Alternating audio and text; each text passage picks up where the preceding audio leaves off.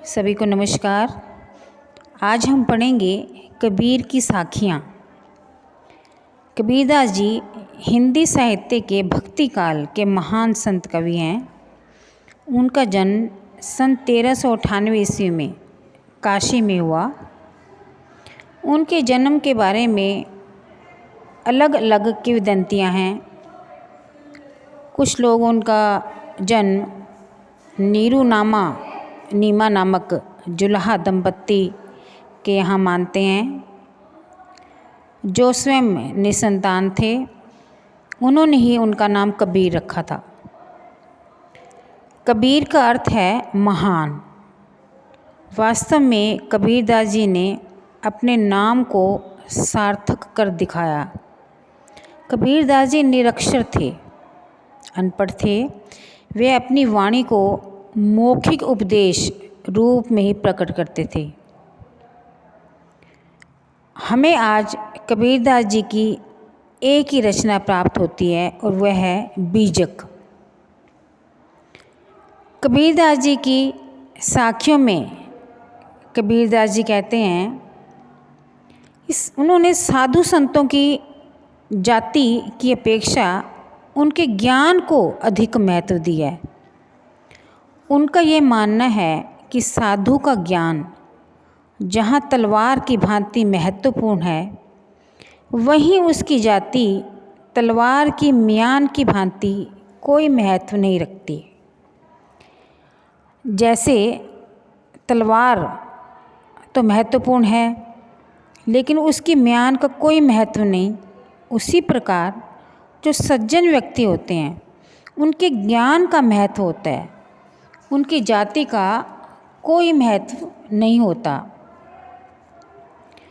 इसके साथ ही कबीरदास जी अगली साखी में कहते हैं कि यदि हमें कोई गाली देता है, कोई अपशब्द कहता है, तो हम पलटकर उसे अगर गाली दे दें, जैसे उसने अपशब्दों का प्रयोग किया है वैसे हम भी करने लग जाएं, तो क्या होगा?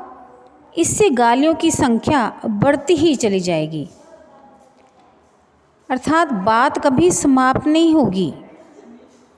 यदि किसी के गाली देने पर हम मौन रहकर उसका उत्तर ना दें, अर्थात उसकी बात को चुपचाप सुन लें, तो गाली की संख्या एक ही रह जाएगी। बात आगे से आगे कभी नहीं बढ़ेगी, वह एक की अनेक नहीं होगी।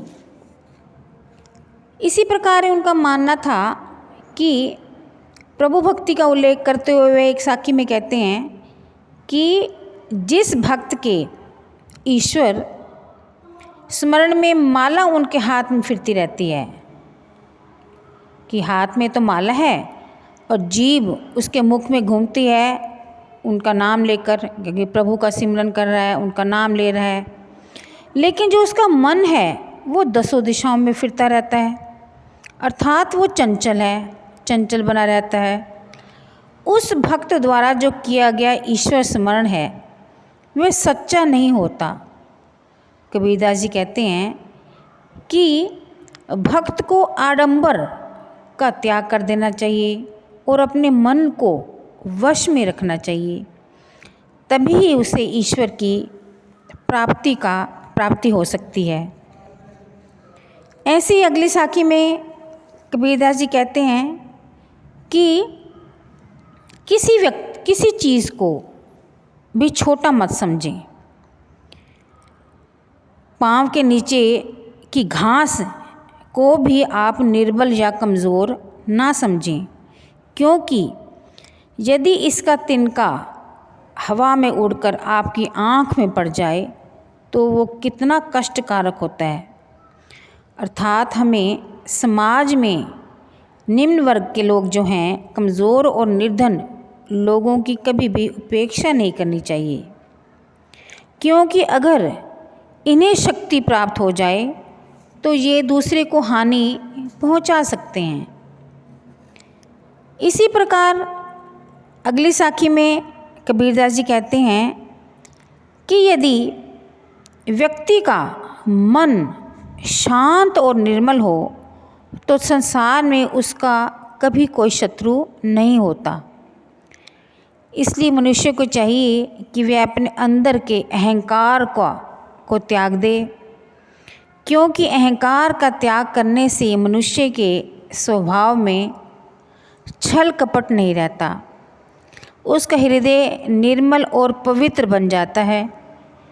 ऐसा होने से सभी उस पर अपनी कृपा भाव बनाए रखते हैं।